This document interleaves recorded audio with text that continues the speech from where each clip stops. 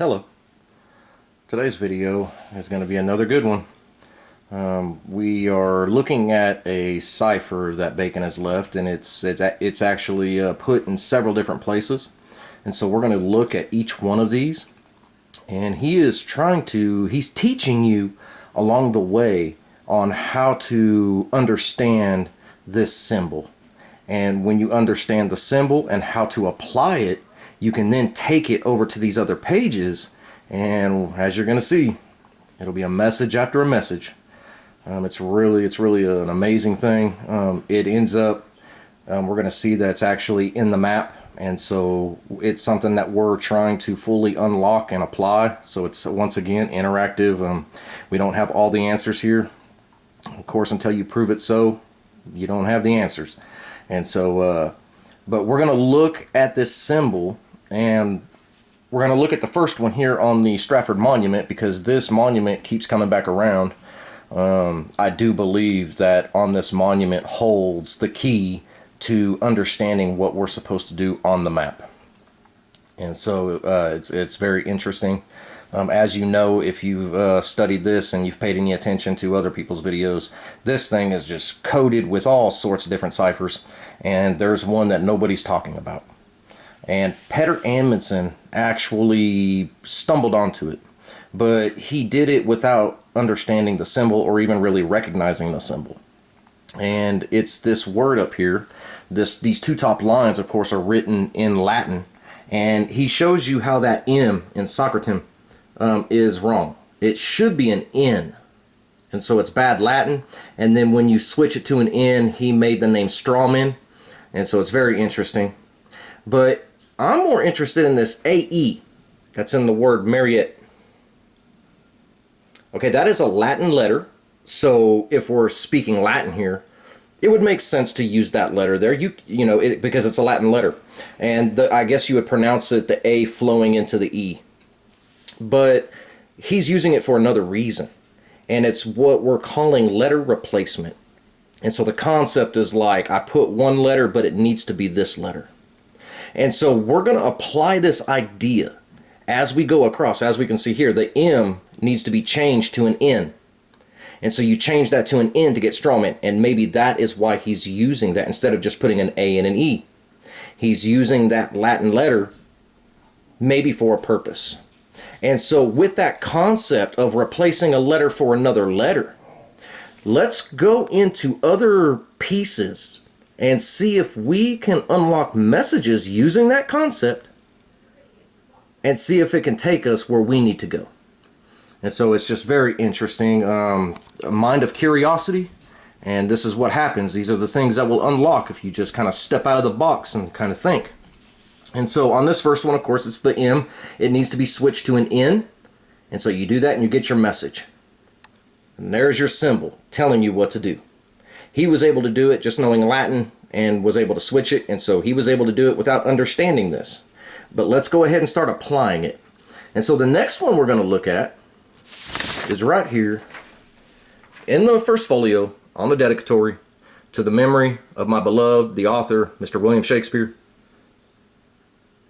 and with what he hath left us. And if you come down to line 33, you see the name Achilles. And there's your A and the E stacked together again. Now this is in English, so there is absolutely no reason to use that letter. It's only found in the Latin. It's not an English letter. So why are you using it here? It makes no sense because E it's not even in the word Achilles. And so it would be kind of different if you were using it in a word in which had the A and the E following each other. It's still not right, of course, but I can understand using it there. But why are you using it in Achilles, in which the E doesn't even exist? And then you'll notice the letter next to it. It's an S. And that also does not exist. That should not be there. And then if you come down to the end, the U, that should be an E. But he puts in a U.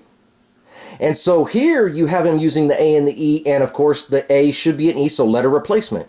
The U should be an E, and so you replace that. He's teaching you. He wants you to understand this. And then with A and E in Achilles, the E shouldn't even be in that word, and so he wants you to add a letter. And there's your S next to it. That should not be there. And so now we have this concept. This concept of letter replacement, and then if you put this symbol within a word in which that doesn't, those two letters don't apply, that one of those letters don't even belong in the word, you'll add a letter to the word. And so this symbol you're going to see is actually found many times, several times. And I've tested it, and every single time it surely works. It's an amazing thing. And so let's go ahead and go on to the next one. And for that, and by the way, there is a letter replacement. He has it here, and he's teaching you what to do, but there's also a letter that needs to be replaced on this page. And I'll give you a hint. It's right there in that box. If you'll take a picture of it and zoom that in, see if you can figure it out. But it actually spells a name, and you'll have to replace one letter, and then you'll get his name. And there's many other things going on with this square. And so if you want to try to figure that out, open it up, and it's an amazing thing. And so, but once again, letter replacement taking place somewhere on the page with this symbol. They say it's a Latin letter and a Dutch letter, I think, and maybe in one other language, but definitely in the Latin language. And so it shouldn't be here. And so now we're going to look at a painting. I got it right here. And you may have seen this before. Very beautifully done. Boaz, the pillars.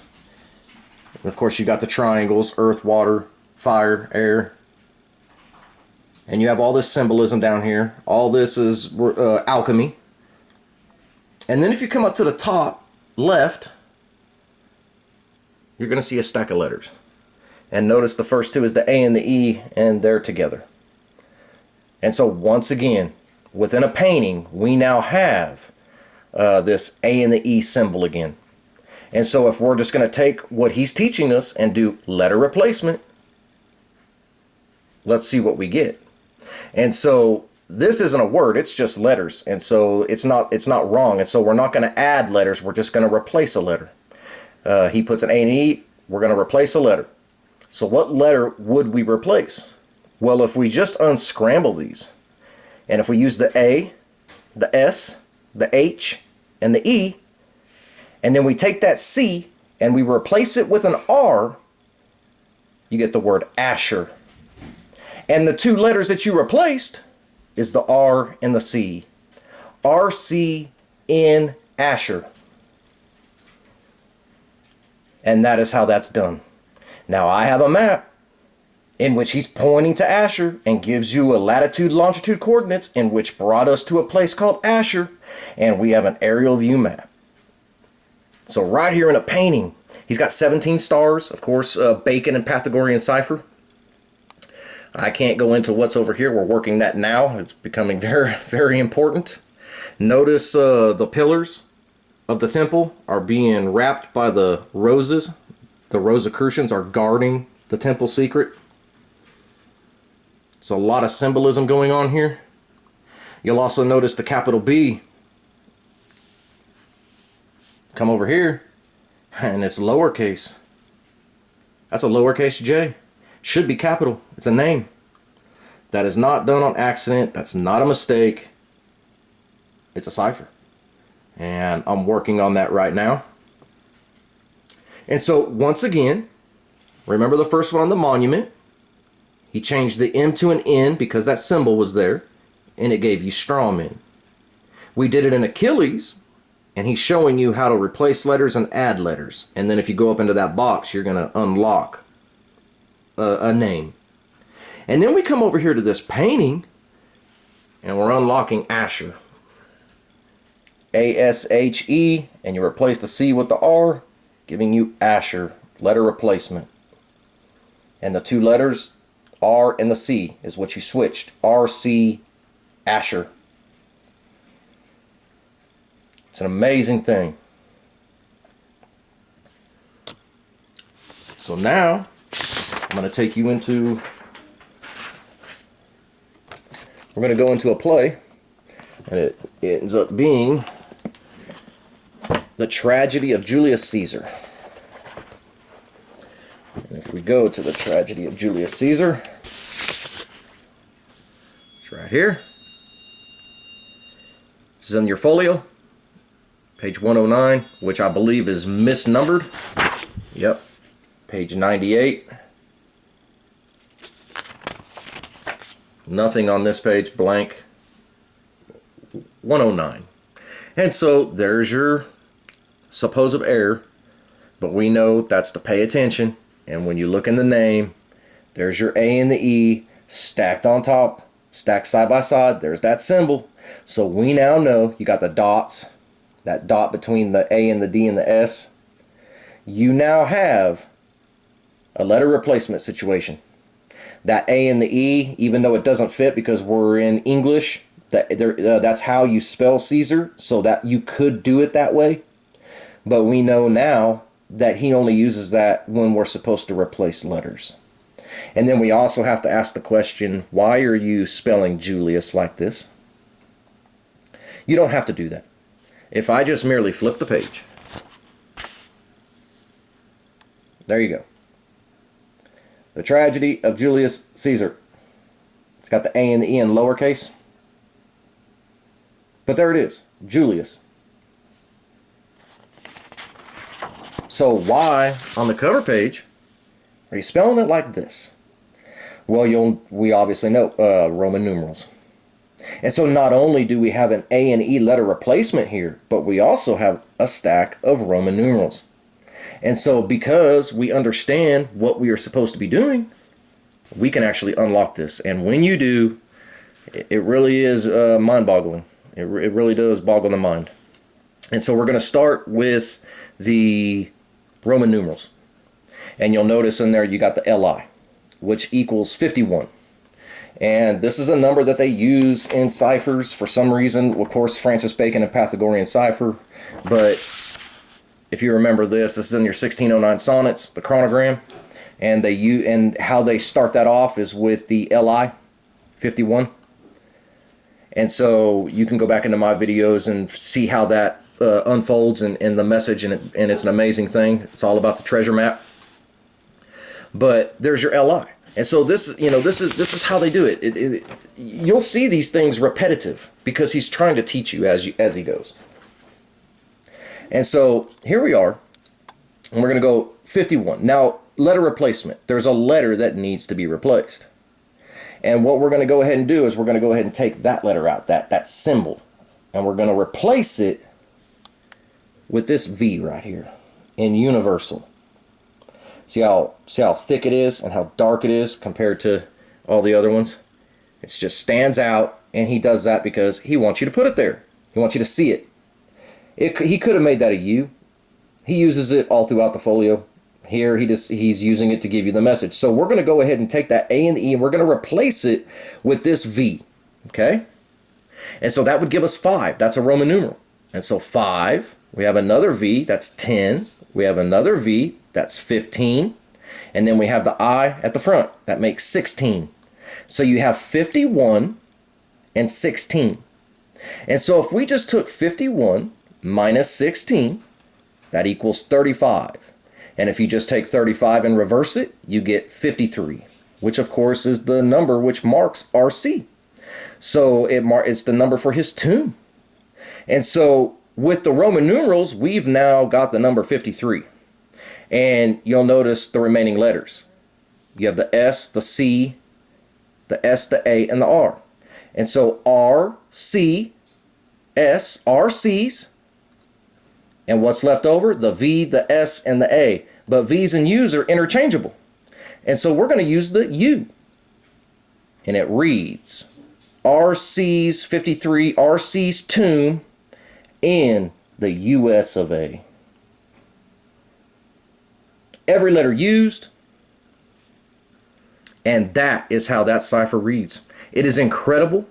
So then people would say, well, How would he know in 1623 that we would be called the United States of America? Well, you'll find America several times in the folio. So no doubt they called this region America. And then, you know, the way in which he knew governments were structured, and we all know this is his plan. This country was built on his idea. And he's the one that was going to name it the United States of America. That's how he knows. And he put it in a cipher right here. It's absolutely incredible. No doubt about it. And then you have the dot. That dot we've been following, it's all over ciphers. It's in our map. The D and the A, that's awfully convenient because in the cave, we'll look at it here in just a second, both of those letters are being used in the map. And so there's a lot going on, but we are really starting to understand this A and the E and how it's unlocking messages. And every time you do a letter replacement, you nail it. And so if you guys know any place where this symbol is, I got a friend who is, he's working on one right now. I'm trying to help him. It's difficult because I don't know Latin. And the whole cover photo is Latin. It's a book about cryptography. And so it's all about ciphers. And it has that symbol on the cover 4 times. And so I'm very interested in it. So we're working that right now. But if you know of any places where that symbol is, it's also in the folio. You'll find it later in the folio. I'm working on that cipher as well. But he uses it in the word Egypt and also the word Caesar. And so I'm tracing it. We're having to pour through this huge book, and it takes a little bit of time. But now I'm going to go ahead and take you because it ultimately becomes very relevant for us because it's also in our map. And so that becomes very huge because that's the ultimate destination. That's really, if that is the map, then that's the ending point. And so let's go ahead and take a look at that. Get out of this folio.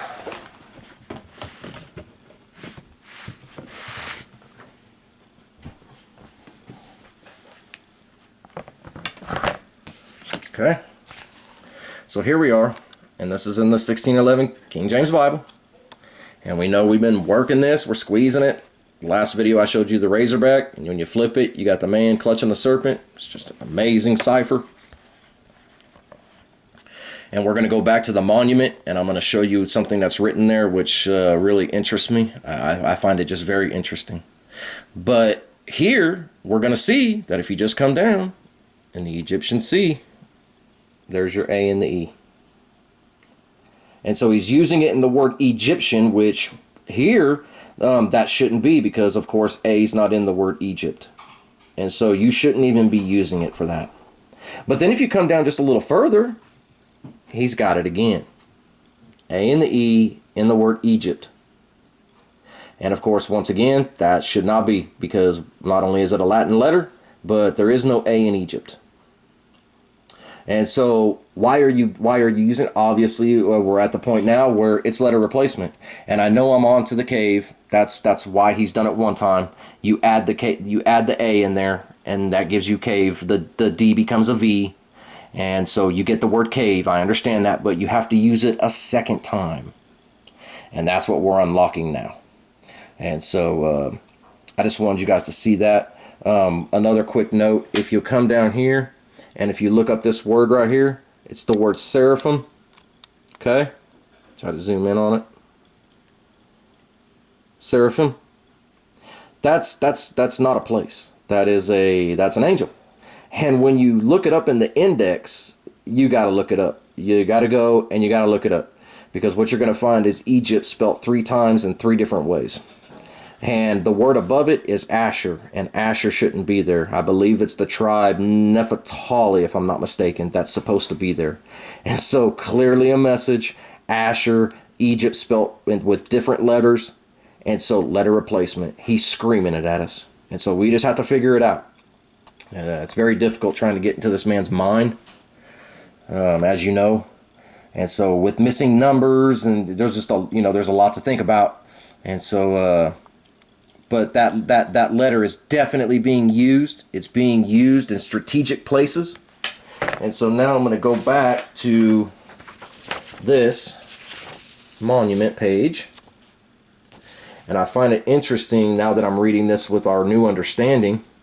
Doeth deck the tomb. It says, far more than cost, see it all that he hath writ, leaves living art. Now, if you were to leave a piece of artwork in the living word that we know as the Bible, would that be considered living art? And if that art is actually performing a purpose, if it's actually being used to either convey a message or to unlock this mystery, then it would most definitely be considered living art. He leaves living art, but page, to serve his wit. It's the folio, and it's all the riddles that we're unlocking. That's the wit. That's the wit that you're going to have, and you're going to have to unlock these, and you're going to have to put that wit with the living art.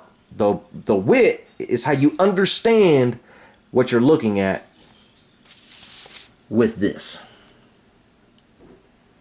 And so this monument, it's so, as you go along and as you get further and further and as you get closer and closer to their message and to their work, this monument becomes more and more important. More and more important. So many ciphers on it. Incredible. And this A and the E is just another one now. Another one to add to the list.